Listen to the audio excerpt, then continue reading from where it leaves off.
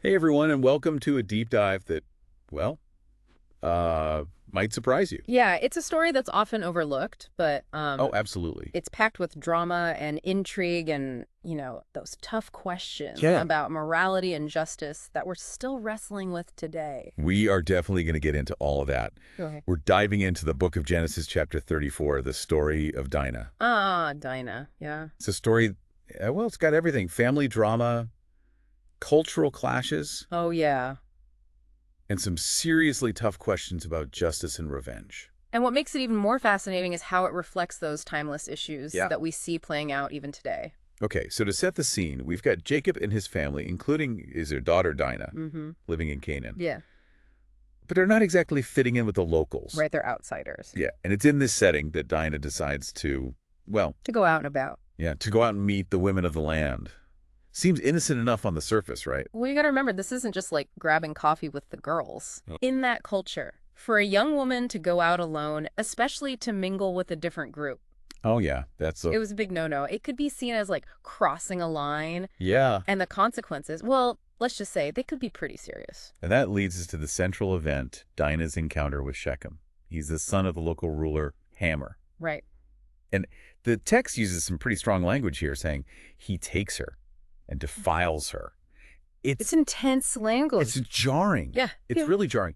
But we need to understand it in its historical context, right? Oh, absolutely. Defilement back then wasn't just about physical intimacy. Okay. It was about disrupting the social order, dishonoring Dinah's family. Yeah. It was a huge deal. Wow. So it's like her reputation and by extension, her family's reputation is on the line. Exactly. But then things get even more complicated because Shechem, despite his actions, he starts to develop feelings for Dinah. Mm-hmm. And he actually wants to marry her. He even goes to his father to arrange the whole thing and offers like a really generous bride price to sweeten the deal. And here's where we have to think a little deeper.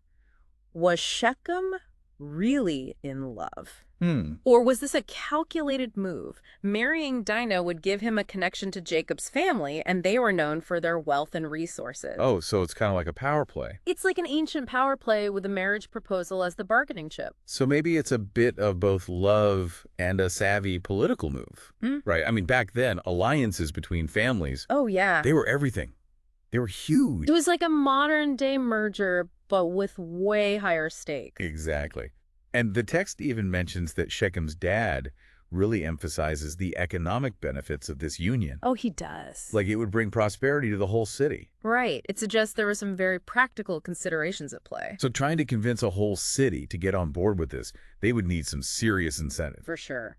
Okay, but now hold on. We know that Jacob's sons are about to enter the picture, and they are not known for their chill demeanor. Oh, no. They hear about what happened to Dinah, and, well, let's just say they're not happy. Understatement of the year. They are furious. They are absolutely furious, and that anger turns into a plan that is, well, it's brilliant, but also kind of terrifying. Okay, I'm on the edge of my seat here. What do? They agree to the marriage, but there's a catch. Oh, attach it. Every single male in Shechem City has to be circumcised. Wait, what? That seems like a completely random demand. Right. Was that like a common thing back then? No, not at all. For Jacob's family, circumcision was about their covenant with God. It was sacred. Right. By demanding this, they're not just setting a condition, they're weaponizing their faith. Oh, wow. It puts Shechem and his father in a really tough spot. So they're basically saying, we'll only accept this marriage if you convert to our beliefs. That's a bold move. Extremely bold, and I can't imagine it went over well with everyone in Shechem. Yeah, you're putting people on the spot. So do they actually go through with it? I mean, that seems like a hard sell, even with promises of riches and land. You'd be surprised they actually managed to persuade their people. Yeah. The text highlights the potential for economic gain. It really shows the dynamics at work: ambition, desperation, Wow. and maybe a bit of naive hope that this union could bring peace. Okay, so we've got this mass circumcision happening, but I have a feeling this isn't going to end well. You have a good feel. Simeon and Levi, two of Dinah's brothers, they're not exactly known for their forgiveness. What happens next? Well, let's just say those brothers, they don't mess around. Oh. While the men of Shechem are recovering, vulnerable from the circumcisions, Right. Simeon and Levi, they seize The moment they attack the city, Wow. they kill all the men, including Shechem and his father Hamor. It's a massacre. It's a brutal massacre fueled by rage. And I bet Jacob is freaking out. Oh, absolutely. Jacob is terrified. He's horrified by the bloodshed, and he knows the surrounding Canaanite communities. Yeah, they're not going to be happy about this. Not at all. He's worried about all-out war. Right. It could wipe them out. Exactly. But Simeon and Levi, they don't seem to care. They're like completely blinded by rage. Consumed by the need for revenge. But what's their justification for such extreme violence? I mean, it seems way over the top. They believe they're upholding their family's honor. They argue that what Shechem did to Dinah was like treating her as a prostitute. Okay. A grave insult that demanded a strong response. So an eye for an eye, a life for a life. It might seem excessive to us, but we have to remember the cultural norms of the time. Right. Honor wasn't just a feeling, it was like social currency. It was tied to a family's reputation. So if one family member was dishonored, the whole family's reputation was at stake. Exactly. Like a social credit score where your actions or your family's actions could make or break you. Wow. And in this context, a woman's virginity was a symbol of the family's honor. It was a big deal. So when Shechem violated Dinah, he was striking at the very heart of her family's honor. Precisely. Which explains why Simeon and Levi felt they had to take such drastic measures. They saw their actions as restoring the family's honor, even if it meant risking a war. They were trapped in a system that demanded a violent response. This idea of blood vengeance, it's a pretty intense concept. It was deeply ingrained in many ancient cultures. A wrong against one member demands a reciprocal act of violence. Wow. So even though their actions seem horrific to us, they were just following the rules of their society. In their minds, yes. But it's important to acknowledge that this system often led to endless cycles of violence. It's a tragedy. We've been focusing a lot on the men in this story. Yeah. Shechem, Jacob, Simeon, and Levi. What about Dinah? Where's her voice in all of this? That's a question that has puzzled scholars for centuries. The text is silent on Dinah's feelings. Really? Her perspective. It's as if she's a passive bystander. It's so frustrating. We don't know what she's going through, the trauma, the fear. We can only imagine. Right. It's like her story is lost in the shadow of all this male dominance. It reflects how women were often treated as possessions. Their experiences weren't considered as important. It's heartbreaking.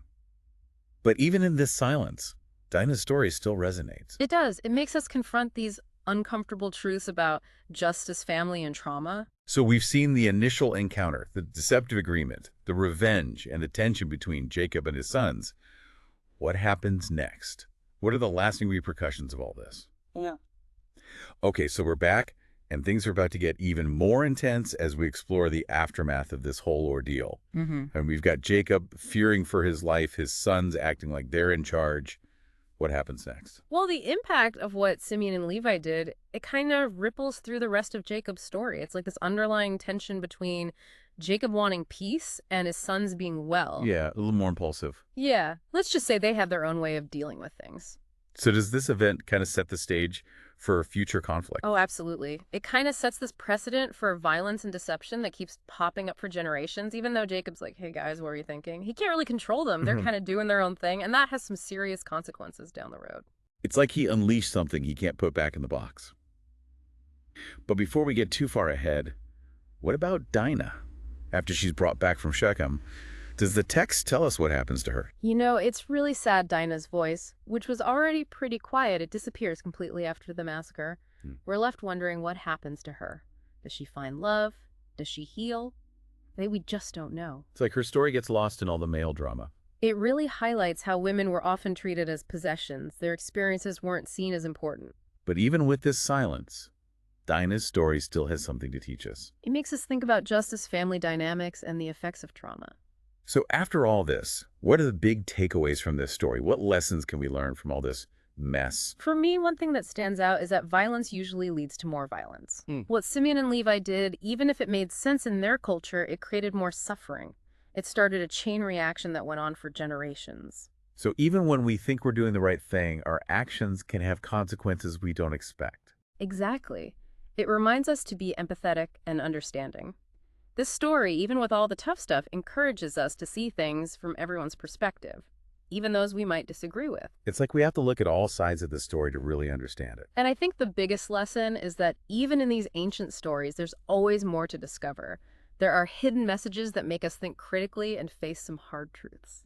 So this deep dive into Genesis chapter 34, it's been a journey. We've looked at the ancient world family relationships and the consequences of violence, but it's also helped us think about our own lives and how we see justice. It's a story that's thousands of years old, but it still speaks to us today. It's about human nature, the desire for justice, and finding meaning in a world that can feel pretty chaotic. And as we wrap up, we want to leave you with this. Hmm. How do these ideas of honor, shame, and revenge show up in our own lives? And how can we break free from cycles of violence and build a better future? One that's based on understanding, compassion, and real justice for everyone.